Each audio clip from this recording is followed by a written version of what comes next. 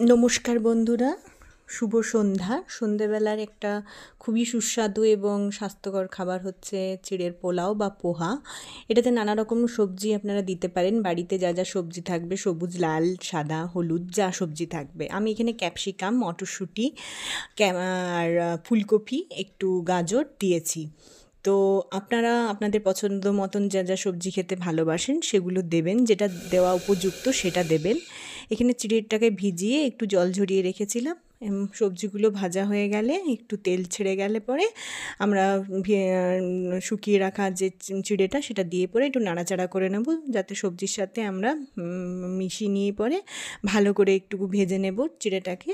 এবং কোনো এটাতে বেশি তেল মশলা কোনো কিছুই আমি অ্যাড করিনি, শুধুমাত্র নুন, চিনি, হলুদ এইটুকুই দিয়েছি। আপনারাও যেমন ইচ্ছে মতন আপনারা করতে পারেন। আমার এরকমভাবেই খেতে ভালো লাগে। উপরে একটুকু লেবুর রস আর সেও যদি থাকে তাহলে ছড়িয়ে খেতেই পারেন হয়ে যাওয়ার পরে। আর এটাকে একটুকু ভালো করে মিশিয়ে একটু ড্রাই ড্রাই করে ভেজে পরিবেশন করুন চিড়ের পোলাও বা চিড়ের পোহা।